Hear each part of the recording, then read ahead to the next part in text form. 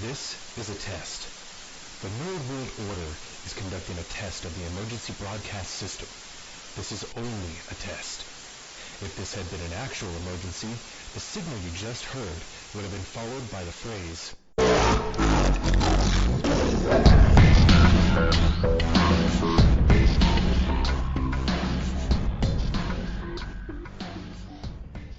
Ladies, gentlemen, and knights of the Nerd World Order, this is the Nerd World Order broadcast. I am the man that you call Dukes, and to my right I have your boy Joe, aka Lucas Bishop, and to my left I have Alfonso.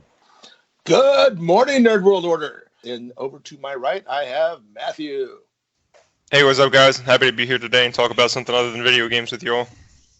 Thank you, gentlemen, for joining us for this episode of the Nerd World Order broadcast. This Nerd World Order broadcast will be dedicated to the show that we all know and love, and that's Stranger Things. So Stranger Things is a show on Netflix that's been very popular. It speaks to nostalgia, and it speaks to the science fiction that we all love, the fantasy that we all love, and it takes us back to the 80s and 90s that we all love. I personally was introduced to the show by Matt. When I worked with Matt a few years back, he was telling me, dude, you got to see this show. It's called Stranger Things. You're going to love it. And I was hesitant, didn't think it would be that good. I'm not a huge fan of Netflix series. I gave it a chance, and I loved it. Guys, tell us about how you came to know the Stranger Things. Huge fan of all the next Netflix shows, and there was advertisement for it left and right. And from the moment I saw it, I knew this is a show for me. Yeah, as you said, Alan, I learned about it at work, actually, also from somebody else, and they told me, they knew I liked the Goonies and stuff. They're like, oh, it's like the Goonies, but different. It's really good. So after I watched, the first couple episodes, I had to tell you about it because I knew you would be into it right away. Like Alan Duke's Netflix series, I kind of just like it because it takes a long-ass time for it to get to the point, and I kind of hate that because I know where it's going, and it takes forever to get there. So last week at Comic-Con, when Alan Dukes and Alfonso the X-Man and Chance was talking about Stranger Things, I was a big hater. I was like, that show's not that good. I watched the first episode. I wasn't intrigued. I wasn't interested. And they kept talking about it so damn much, your boy had to go and check it out. So I've binge watched the first 3 seasons, and I must say I agree with the 3 gentlemen right next to me that this is a really good show.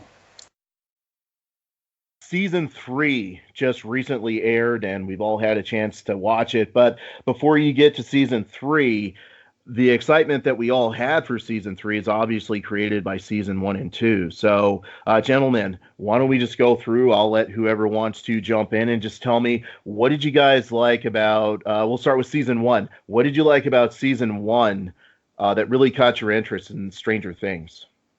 All right, the one thing I liked about Stranger Things right off the bat is like Matt said earlier, it was reminiscent of the Goonies. To me, it just it took all those 80s movies that I grew up on with the kids being the underdogs, Goonies, Explorers, The Gate, it was countless movies, Critters, Gremlins, everything like that. It was all rolled into one. These shows, they always looked after the underdog, working their way up, and kids can be more important than just being a kid. They can do things and handle things, and oh man, it was always such a great feeling. The movies were so enjoyable. Adults loved them, kids loved them. It's really good to see the nostalgia on film again because it all takes place in the 80s, and they had my toys. They had everything in their room. It's like I had that, I wanted that. I really, really wanted that, but I didn't have that. That's the thing about Stranger Things that really got me going. What I like about it, one, is it has 8 episodes. And I love that because it doesn't take that long to get to the point. That's a huge plus for me because in the rest of like the Marvel Netflix series, it has I think 14 or something like that. And there's just too many fillers. And I don't like that because I lose my patience and I want it to get to the point and I know where it's going to go. And when it gets there, it takes forever to get there. So it gets there fast, right? That's one of them. Second, I like how they mixture little kids because Alfonso said, Goonies. Dude, I love Goonies. So reminiscent of that and the 80s because I remember a lot of the songs and I remember a lot of the toys, like you said. But what's dope about it is Elle has powers, right? But it isn't powers that she abuses because there's a time limit. So when she uses it, she can't use it back to back, like say an X-Men movie or a DC movie. And I like that because there's consequences for using the power. She can't just whip it out. with a mixture of aliens. I mean, that's pretty cool. So it's like the way they use both of those things together, and the character development between the characters, man, like you feel for each character. It isn't like I have one favorite or two favorite. After watching season 1, you fall in love with all the characters as opposed just to certain characters. Because in a lot of TV shows, you're like, oh, I like this character, I like that character. With this series, I fall in love with all of them. I think we'd all probably gloss over it if we didn't think deeply about it, but the first thing that got my attention was the music. That intro is absolutely spectacular. If you knew about anything in the 80s, you know. Not only that, the soundtracks throughout all the series is fantastic. No matter what season you're in, they have great music from those time periods that they're representing. So the music to me got me interested right away. The way that the whole show is essentially based around Dungeons and Dragons is really unique. Like, these guys, you could tell they grew up during that period of time. They remember everything. They're like, how can we incorporate all of this into our own story? And, you know, a lot of time and attention and care went into crafting these stories around Dungeons and Dragons, around the 80s, and I'm sure what's going to lead to the 90s in the future at some point. That whole aesthetic alone was enough to bring me into the series, and the story and the writing being fantastic, and the actors are amazing. The kids doing great stuff. It's definitely a special show. I agree with you, gentlemen, to a degree. My perspective, first of all, I did not like Goonies. I didn't even watch Goonies until about 2005, maybe, somewhere around there. I know. Wasn't a huge Goonies fan. So when initially Matt told me, like, oh, this is like Goonies, I was like, pass. I don't care about no Goonies. However, Matt hyped it up so much, I decided to give the show a chance. Even though we all look back at the 80s very nostalgically, when I look back at the 80s, I'll be honest, and it's one of the things that Alfonso mentioned, like, when you see that show and you're like, oh, I wanted that toy, but I couldn't get it.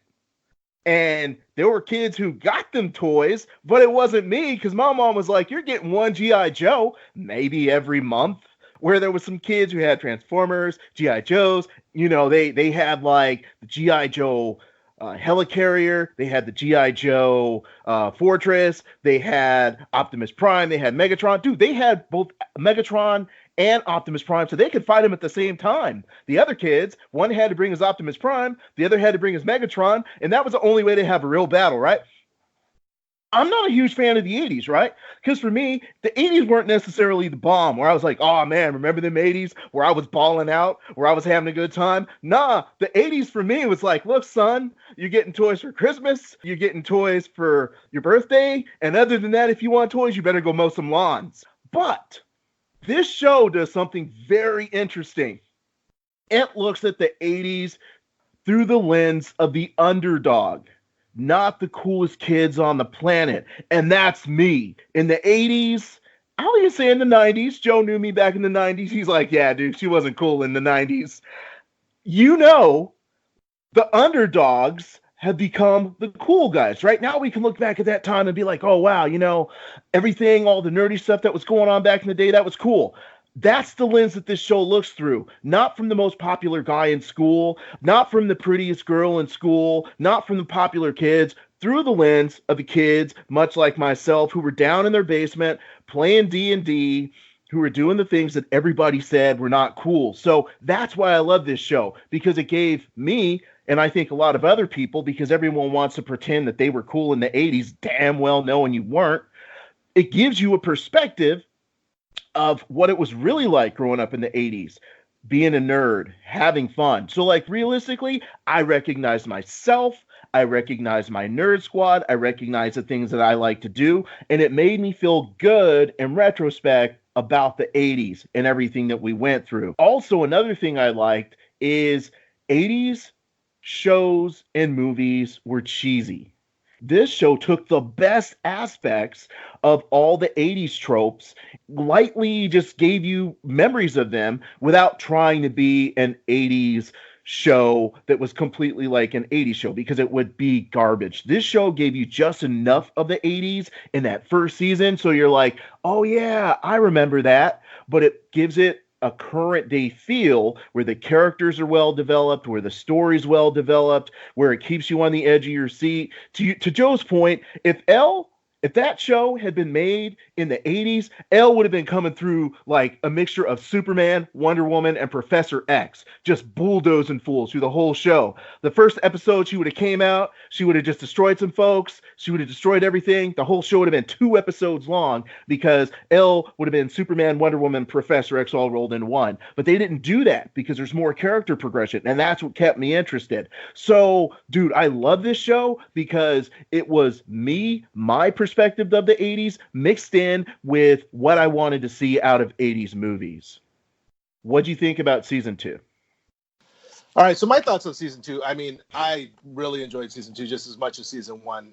The natural progression worked. They introduced new characters. You had Billy, he's so awesome, and his little sister Sam. And Sam in the arcade is just on fire. She's like Jubilee.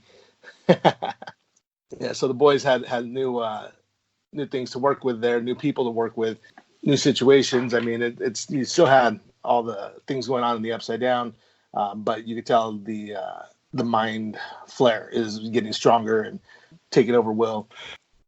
So what I think about season 2? What do I think about Alan not liking Goonies? Such blasphemy, dude. In the 80s, bro. Or in the early 90s, you know, I'm Asian, so my mom made me get a job. So I started scorekeeping at a bowling alley. So that's how I was able to buy some of my 80s stuff. So I enjoyed the 80s very much so. With the music and the stuff that I saw, I did buy. So on to season 2. Your mom's made you get a job. But I got what I wanted, even though I paid half. So what I like about season 2, what I like about it is like after season 1, you're like, where does it go from here? And then you see the transition of where it goes. I'll tell you one of my favorite characters that I started to like, dude, and even more in season 3, but we won't get there yet, is Steve. The dude started out as a douchebag. I couldn't stand this kid because, you know, like growing up, I remember those kids. And for him to transition from that guy to like kind of like a glorified babysitter and has friends with kids, I mean, that's awesome because as Alan knows, I hang out with my sons a lot when I'm on vacation, and I hang out with their friends. So I can kind of get the adult being around little kids, making them laugh, and not in a weird way. Being with the kids, though, and being like a mentor to them, like how Steve is to Dustin. I love that aspect. I love that Will was a little bit more in the story. I love Winona Ryder, man. I used to have a crush on her, man. I love to see her in Stranger Things. That's awesome. And I really started to fall in love with Hopper, dude. Even though he's a sporadic and he's everywhere, dude. I mean, dude, he's the chief, man. The bright points for me is Murray.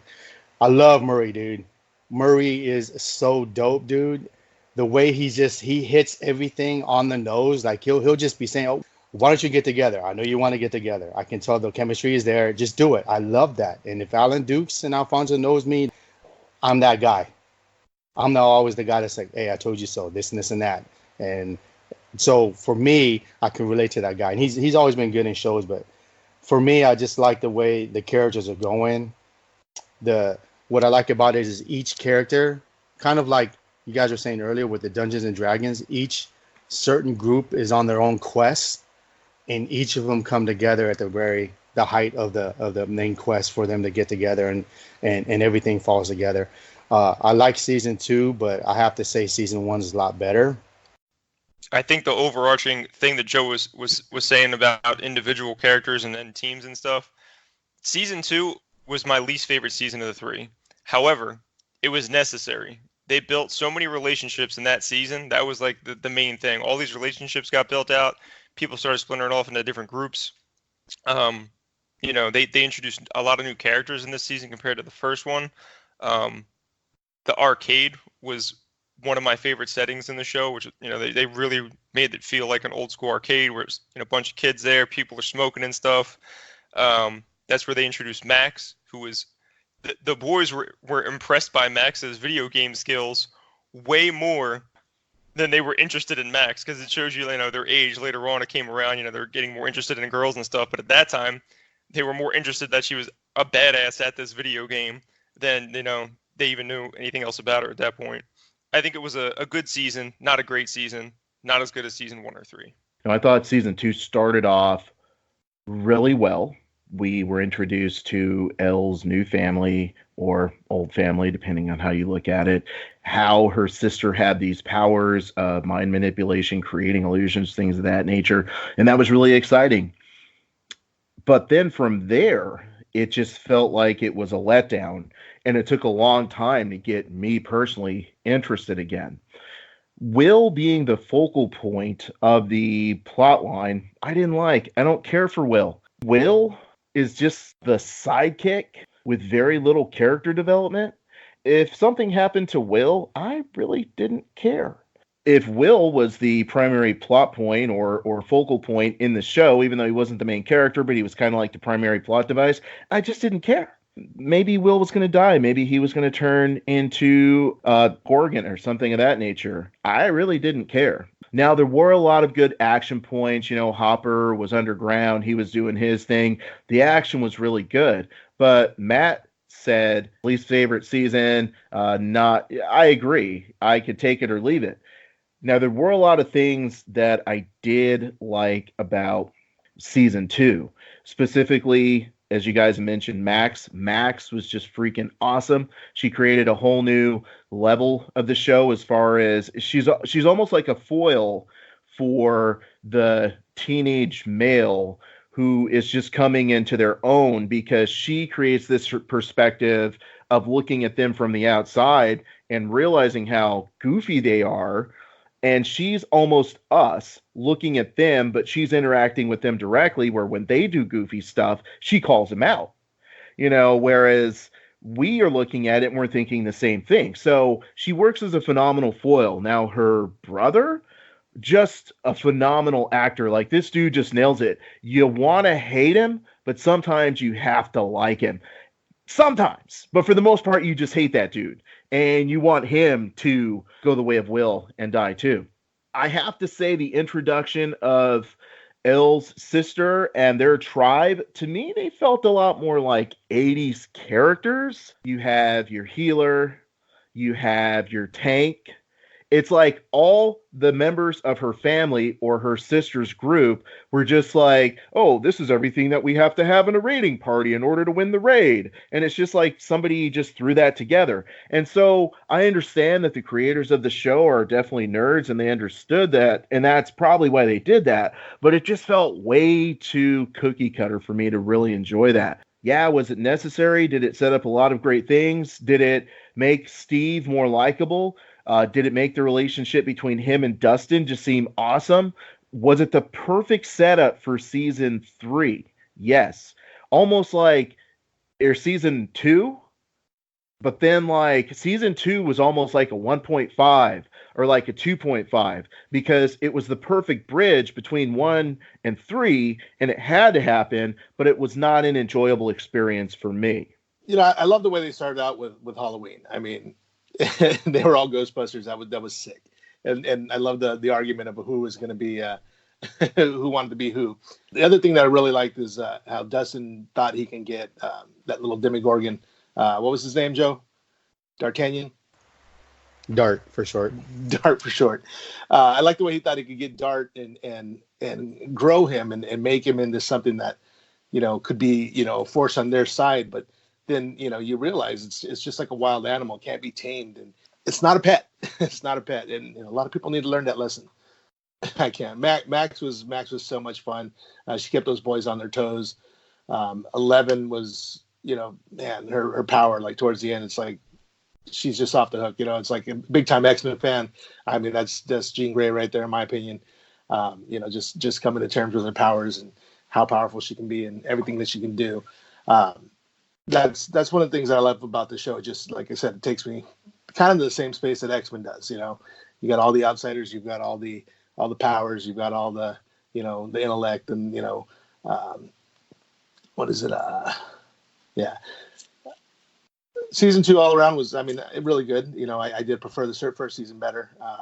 I like both seasons. It's just that season 1 was innovative to me. You know, it was first and fresh and new. And I mean, yeah, it's the same old story from the 80s, but you know, they made it in such a way that it was just like all around new. And you know, that's all I gotta say about season 2. 8 is when they showed her in the beginning, I thought it took too long for them to show her again. I know that's in transition of L and where she had to go. But for me, at the beginning when I saw 8, I was like, damn, who the hell is this one? And it just took, even though there's only 9 episodes, it's just, for me, it was getting to the climax of them fighting. I'm like, I really don't care about 8 and her posse right now. I don't. I'm like, you had me intrigued in the first episode, and then I think you waited till, I don't know if it was 6 or something like that. For me, with a 9-episode plan, that's too late to bring her in. I don't care about her.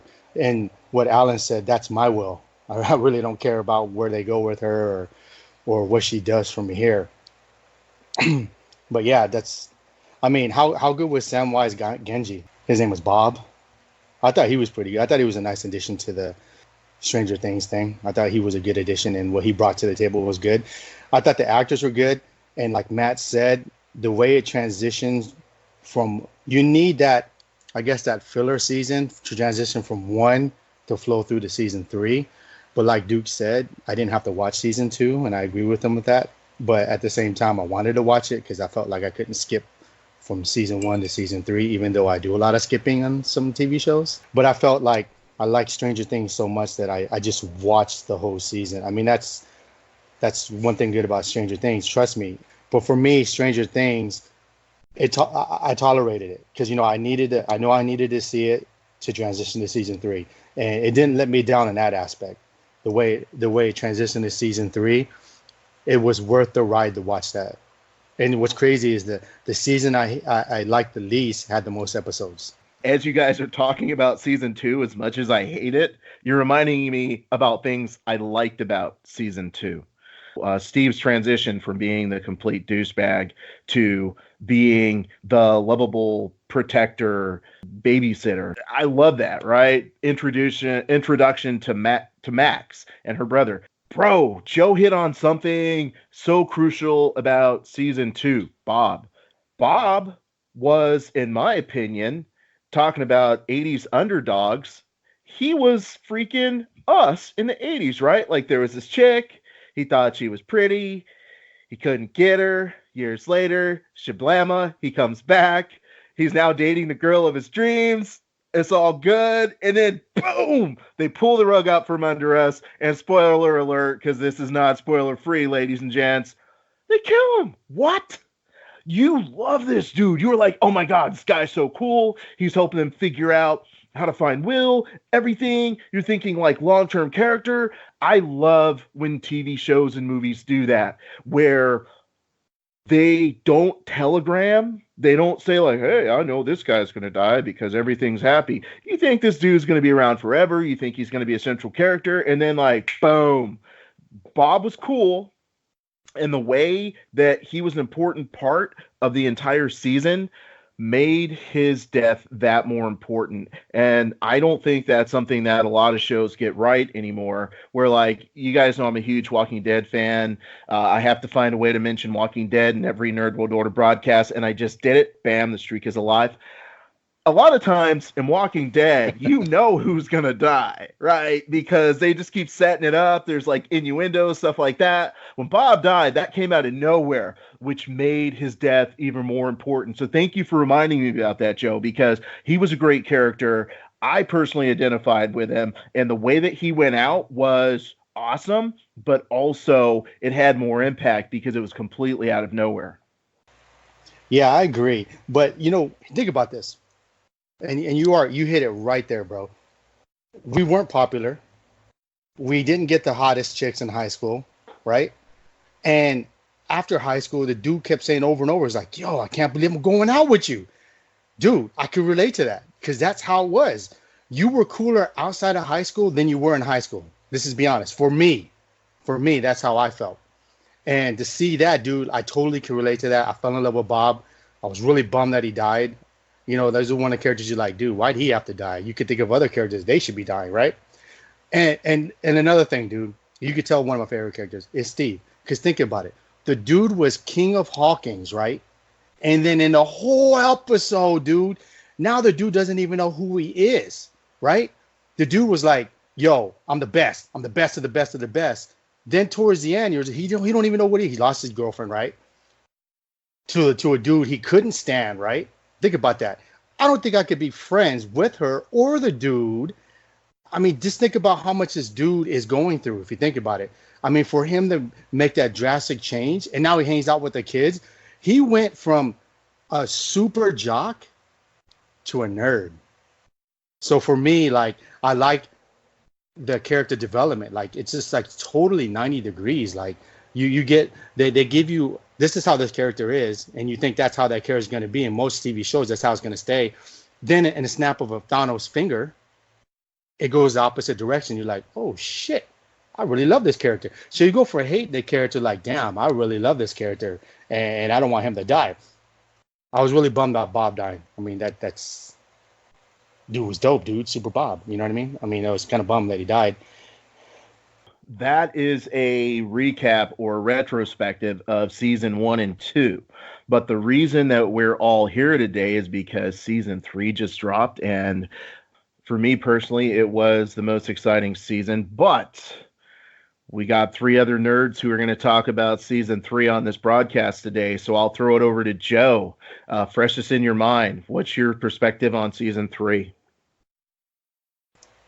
It was dope. It was hella dope. It is my favorite season. Made me forget about the other 2. So for me, it goes 3, 1, and 2. Right? Those are my order, chronological order that I like Stranger Things. I loved it in the beginning. All the kissing, dude. I was like Hopper. I was like, yo, you guys need to be separated. I'm like, I cannot stand watching more than one episode of them just kissing the whole time. And I was like, and if this is going to start off like this and keep going like this, I'm really going to hate it. But good thing they didn't do that. I really like the way the season is. Everything was good. Like Matt said, the soundtrack, character development. I mean, everything was dope. I know I can sit here and talk all day of what I like it. I want to piggyback on what you guys think. Yeah, you brought up something that really hit close to home with me.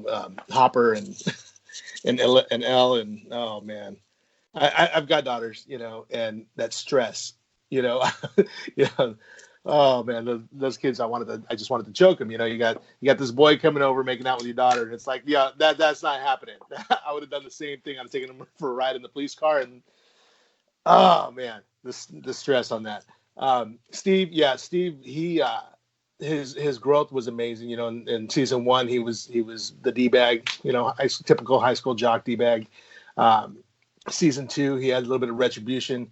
Season 3, this is where they really explained it, man. You peaked in high school. That's a common thing. You got everybody who's, top dog in high school. And I was explaining to my daughter the other day, it's like, all these things that you think are so important. Once you get out of high school, you realize how important they're not.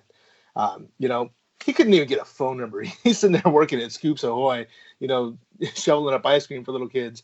And, he couldn't even get a phone number. The girl there with him, she was awesome, just making fun of him the whole time. She had a little scorecard of all the times he was just a pathetic loser. That was one of the things that I loved. What else here? And then the best thing about this season 3 is who was the biggest bad in the 80s, throughout all the 80s, the biggest bad of all was the Russians. We had the Cold War going on, man.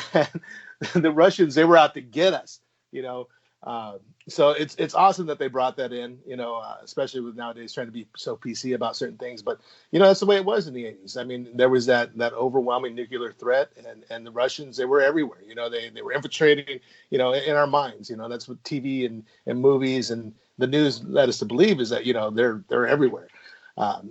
So that was really cool. The underground complex, oh man, that was so cool. I love how Dustin called out Lucas's little sister about being a nerd. She did all that math in her head, and I'm like over here like, is that's beyond me. And he called her out right there. He's like, you're a nerd. And she's like, no, I'm not a nerd. And so he brings up the My Little Pony theory, and he explains to her how she's a nerd. And yeah, she was a nerd. And sad to say, I knew a lot of that, but that's only because I have daughters. I'm not a brony. I had to watch My Little Pony. It was a signed reading. Hey, can you speak up a little louder, brony? I didn't hear you. Twilight Sparkle Forever, man. I don't even. Is that the purple one? Well, anyway, Billy being possessed, basically. That was some scary stuff, dude. Billy was badass, man. He just, I was scared for those kids. 11 couldn't contain him. She did her best, and then they show the touching, what made him be the bully he was.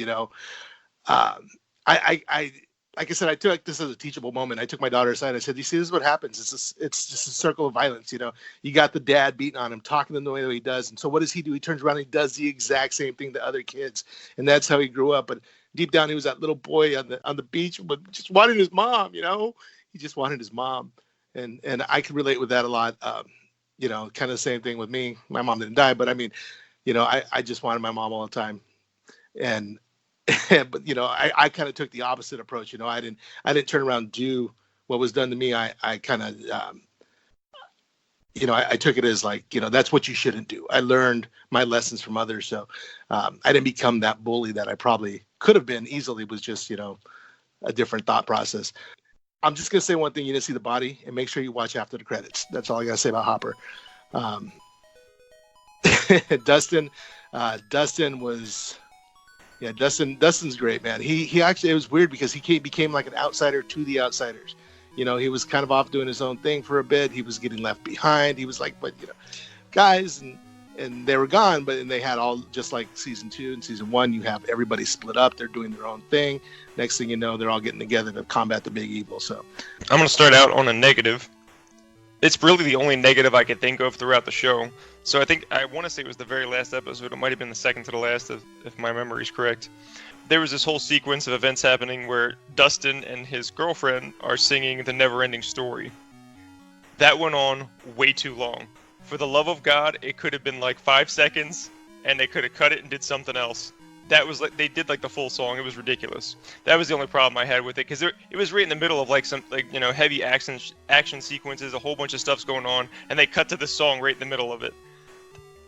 I know it was kind of for humor, but I stopped laughing 5 seconds into it, and that's where they should have stopped it at. That's all I'll say about that. The rest of the season, to me, was a payoff season. This was the payoff for for all the character and relationship building in season 2. Everything started to pay off right from the get-go. Like Joe mentioned, they're making out in the room. The kids are all starting to grow up. Their relationships are building between each other. New relationships are building. Specifically, one that we haven't talked about yet was Murray and his new friend Alexei, who was the Russian scientist. I don't remember his exact title, but they had a lot of really good humorous parts with Murray and Alexei in the scene. Like when he's trying to force them to go get a cherry Slurpee, and he only wanted a cherry Slurpee. So stuff like that made me laugh hard. I thought there was more humor in this season, which I enjoyed quite a bit. But I think that also goes back to the character development, because you're starting to understand, these relationships and these people more. There's 3 main characters in each season that you wouldn't naturally consider a character, but they're crucial to each one.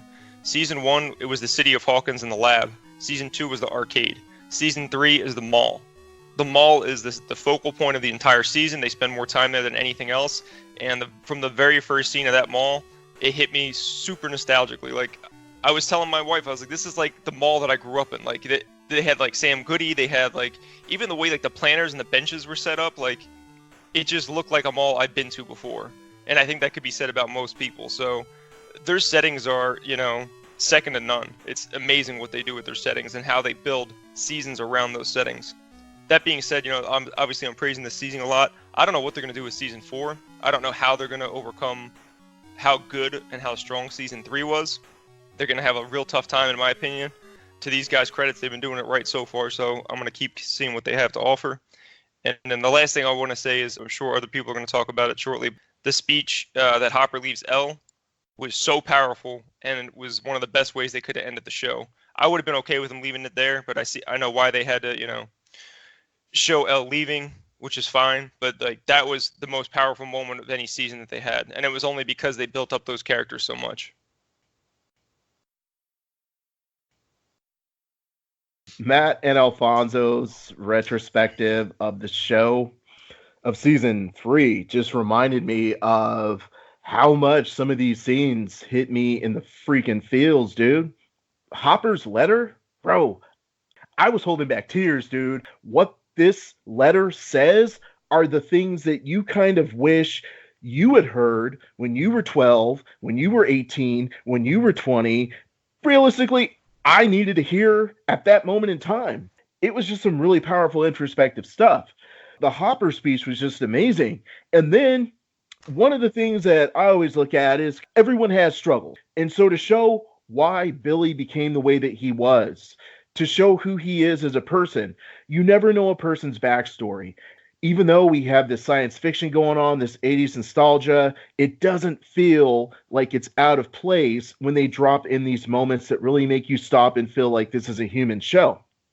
Clearly, in case you gentlemen and Knights of the Nerd World Order haven't noticed, I loved season 3. And these are the reasons why, because it made me feel so much while keeping me engaged from a story, from a science fiction, from a fantasy, from an action perspective, from a nostalgia perspective, so much. Matt, that mall, bro, I saw Sam Goody. I could have paused the show and talked about Sam Goody for 5 minutes, bro. We all remember Sam Goody. Remember when Sam Goody closed? You were like, they're closing Sam Goody. All those stores, the fact that the logos of the stores look correct, that the layout of the mall looked correct. This season was just off the hook and nostalgia. I related to Hopper, being sort of, the guy who always wants things a certain way and, has difficulty transitioning and changing and stuff like that and being faced with huge changes. Dude, when I saw those kids kissing, I was like, throw down the remote. Like, this is done. I ain't watching this garbage. I ain't watching this. But I stuck in there. And it was worth it because it was an amazing season, dude. Steve's arc was just amazing because, like you guys talked about, cool guy, not knowing himself, didn't go straight to college. Now he's trying to figure out who he is.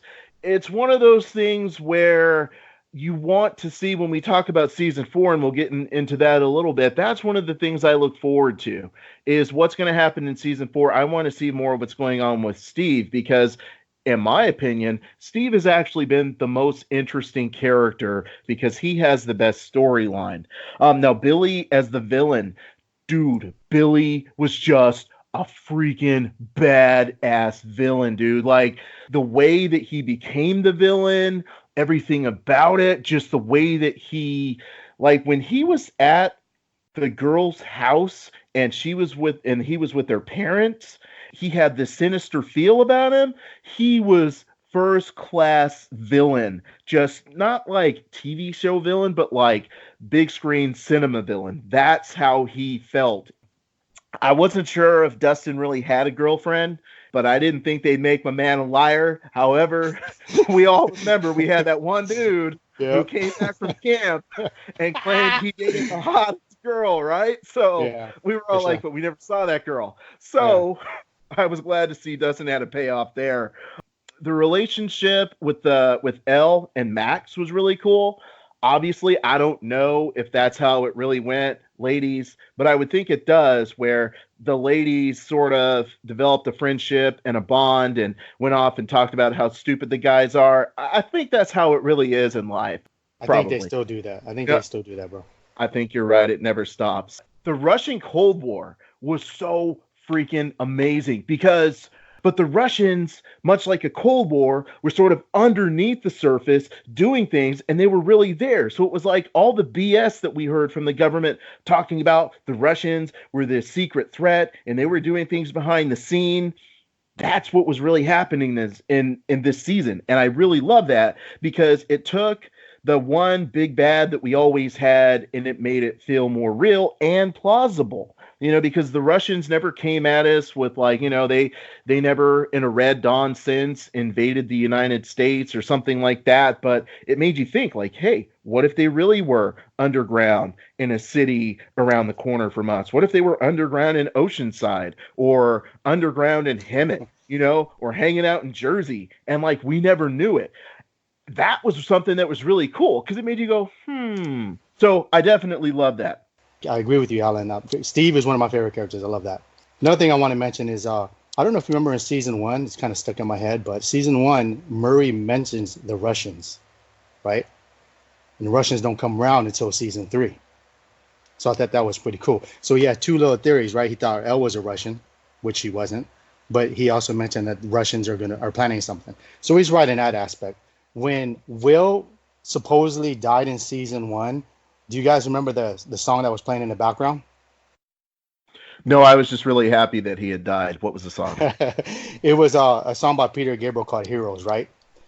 That was a song that was playing when everybody thought he was dead, right? Flash forward to season 3, when Harper was dead and she was reading a letter, what song was playing? Heroes by David Bowie. Exactly. You can read it like 2 ways, maybe. Like it just happens to play that song, or they're actually hinting that he is not dead. 2 different ways you can take that, right? Ooh, that's pretty sweet. I like He's that. 100% not dead. Yeah, exactly. But I'm just saying, though, I mean, they give you, if you notice, they give you clues on a lot of stuff. So I just thought that was pretty cool. Hopper and Eleven's development. It's a good arc for him because he lost his daughter, right? He lost his daughter. He left his wife, left the city, came out to Hawkins, just thinking about himself because he just doesn't care. He's not emotionally involved with anybody. And then you see him get emotionally involved with Will's mom, right?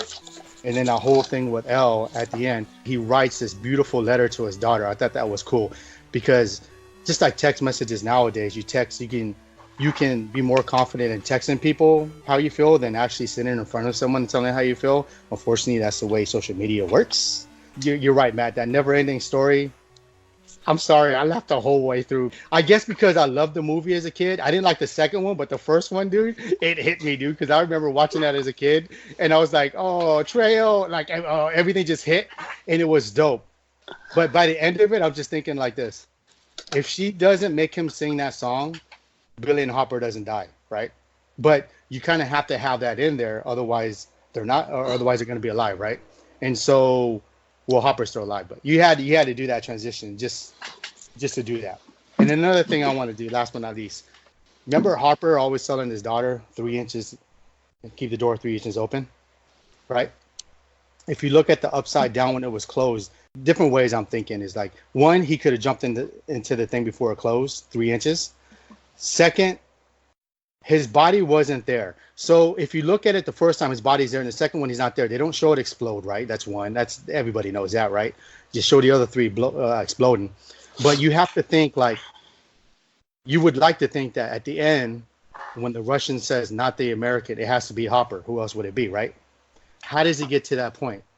Does the Russians, even though they came to America to go underground or upside down, how do you know that they don't have another interest where they're at?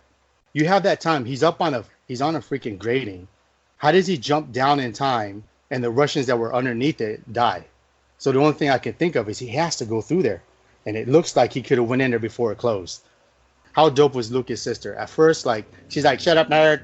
Shut up, nerd. I don't need to hear this. I'm thinking, oh my God, she's the annoying little sister, right? Because I had one of those. Sorry, Doreen.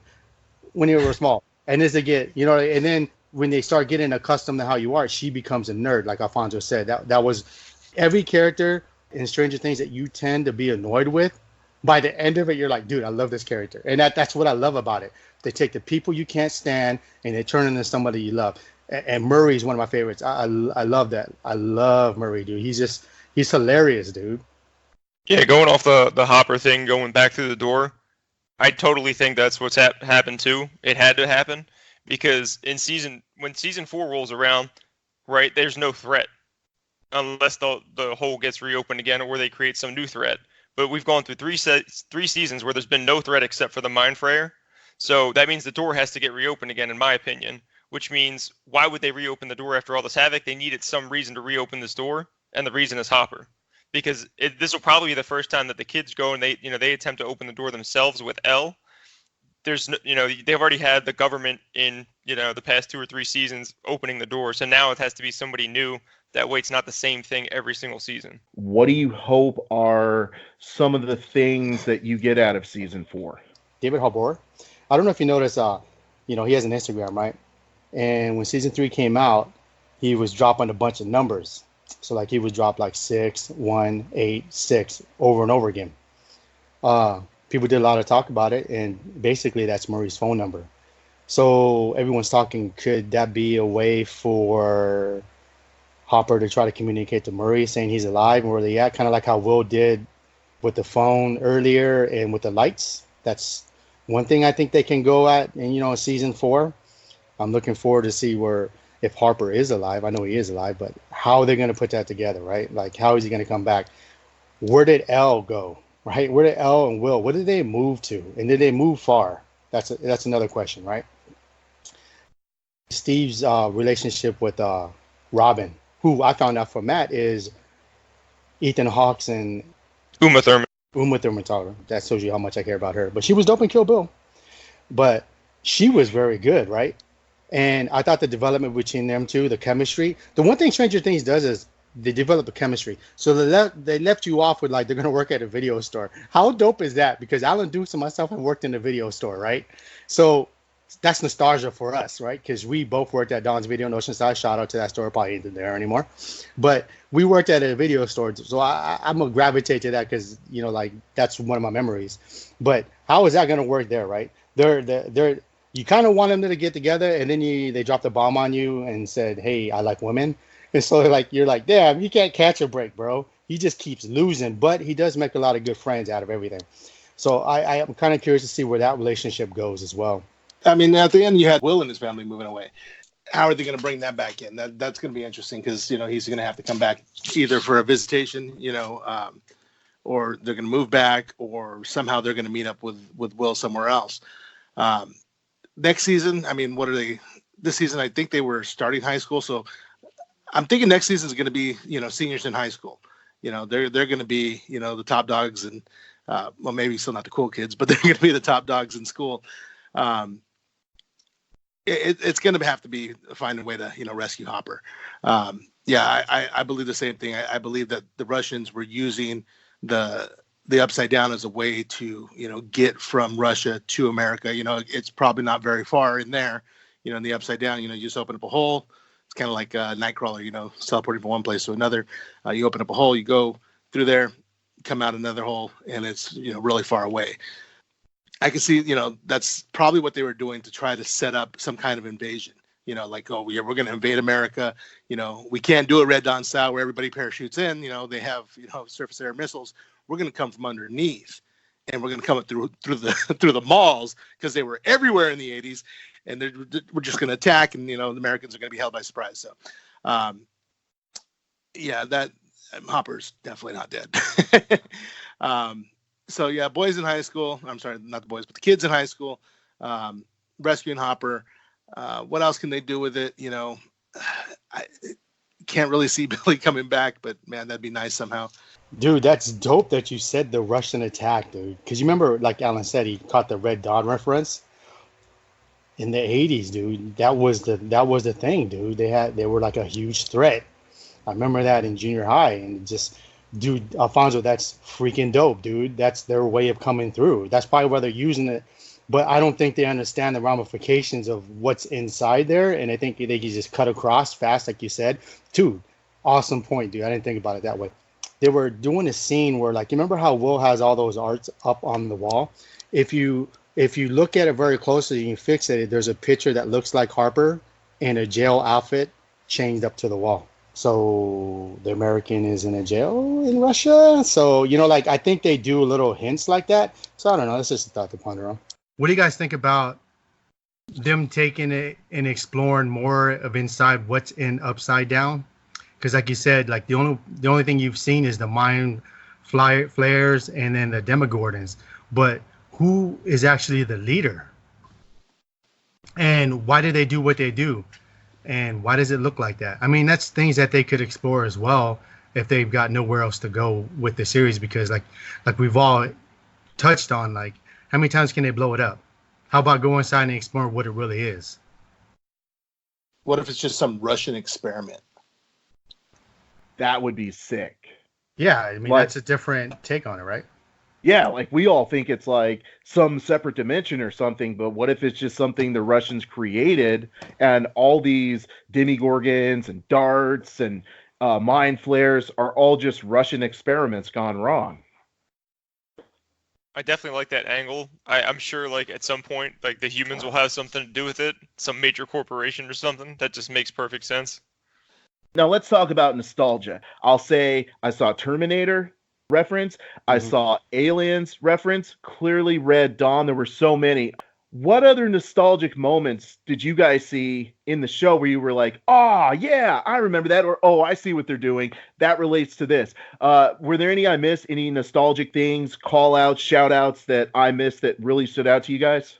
That movie theater in the mall, I mean, that was my first, walk-in movie theater, and it just, like, that one hit me good. Of course, Sam Goody, like you said, that Sam Goody was great. There was no KB Toy Store. That really bummed me out. One more nostalgia fact. Hopper was dressed as Magnum PI through a lot of the show. Yes. What was dope was in that girl when she was doing that little, I don't know what it's called. She's like, kick back, Magnum. I thought that was dope. As far as nostalgia goes, when they brought out like the, I guess like the energy that they were using to create that portal, to create the hole into the Upside Down, that was modern day shot for shot of the ooze from Ninja Turtles 2. If you guys remember the canisters of the ooze. Yes. Dude, that's dope, man. The whole time I was looking, I was like, why does that freaking look familiar? Like I should remember that something. But yeah, dude, totally Ninja Turtles. That's a good call. Damn, you and Alfonso coming in with the right, left, you're toothless kind of stuff. Wait, they left it kind of subtle, but they gave you like a close up of it, so it caught my eyes. I was like, turtles, like that's awesome. Just like an overarching thing. If these weren't kids, if they made this show around adults, this show would not be nearly as powerful. It would not be nearly the same, and nobody would probably care about it. So it had to be around the kids. That really, like, for me, that does something with horror movies. Like, it when they're kids is way better than it when they're adults. Like, sure. Pennywise chasing kids is way more terrifying than chasing adults around it. I don't quite know why it is. Maybe it's because they're, more vulnerable. But that was definitely a smart move. And then the one thing we missed about, all of us being nerds, is Mike could not tell Elle that he loved her the entire time, but he said it when she thought she couldn't hear him. So then at the end of the season, Elle tells him that she loves him because he couldn't say it to her. So I'm sure some people have been there before, maybe myself included. I don't remember. I don't know where they're going, and I think that's more exciting than anything else. Like there's not a lot of build up. I think they're gonna have a tough time beating season 3 because there was so much build up. There's so much relationship building, and season 4 is left wide open, which is kind of exciting because I don't know what the hell they're gonna do. That could be a great thing, or it could be not as powerful. But now that we already know these characters more, we already have, we know who we like, we know who we don't like, we know who we care about, we know who we want to see die, Alan. We know who we don't want to see die. I think they can use that to their advantage to make another great season, but I still think it's going to be a more difficult challenge than they had with season 3. As I told you guys, I thought Will was boring, but I related to him most in season 3. And so I'm kind of looking to see where he goes in season 4. Because when I was Will's age, I was that dude who was still into his action figures. I was that dude who was still into playing D&D. But all the homies were like, there's something called girls, son. And that's where your attention needs to be. And I was like, but we got G.I. Joes. I was like, Will, I had that trouble making the transition. I related to him, and I saw, his struggle in making that transition into a teenager mindset. And I'm curious to see what he and his personality is going to look like in season 4, because he's going to be, I think he's going to make the biggest jump as far as being more mature. And that's what I'm looking forward to. And as far as Will, dude, I can understand why you hate him, but you got to think about it, dude. First season, dude, everybody was dead. Second season, dude got possessed. So while everyone's chasing tail, this dude's got a tail inside his body. So, I mean, that's how you got to think about it. Like, he hasn't had a chance to be likable. He's that kid that you feel sorry for, right? Everybody's moved on, like you said. The fourth season, when it comes out, this dude has to come out as a boss, right? He's just going to come out and be like, I'm not scared anymore. This is how it's going to be. I hope that's where they go with him.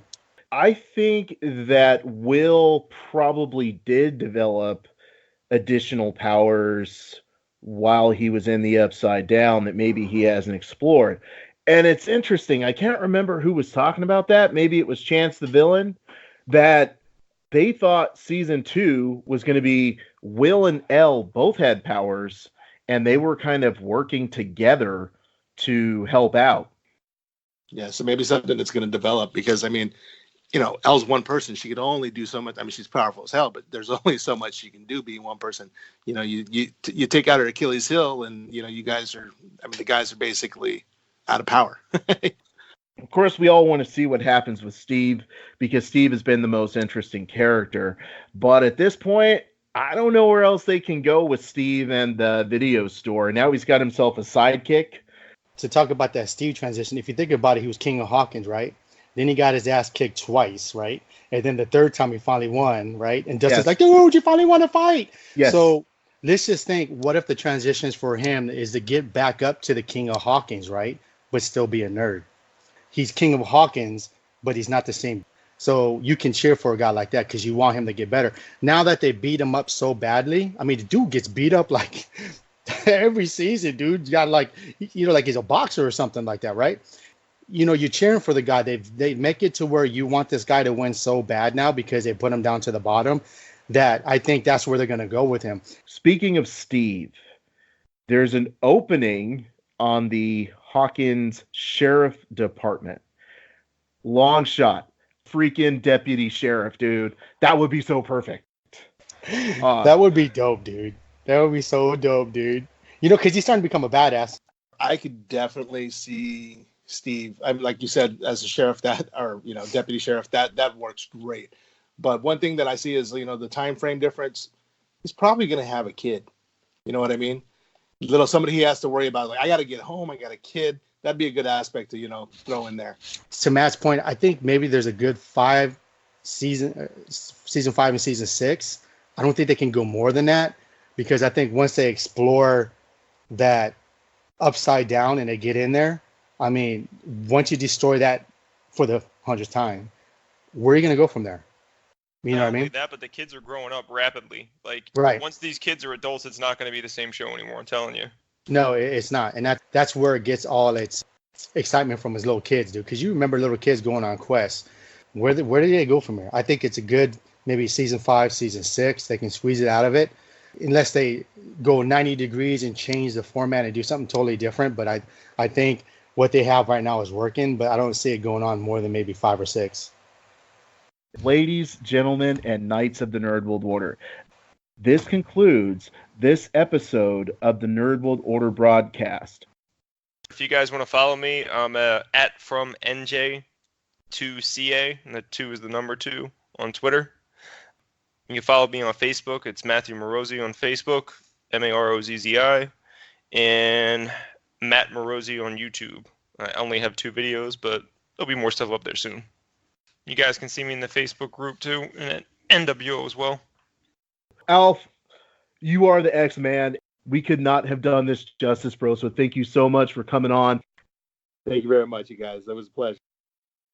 And if you love the Nerd World Order, you'd like to represent, all you have to do is type hashtag iamnwo into social medias. We would love your support by giving us 5 stars on iTunes, 5 stars on Stitcher, 5 stars on Podbean. Subscribe and listen, and thank you for supporting the Nerd World Order. Until next time, I'm NWO.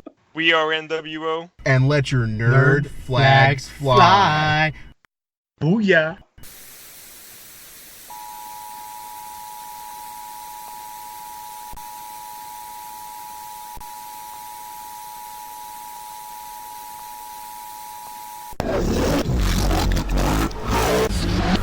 Yeah.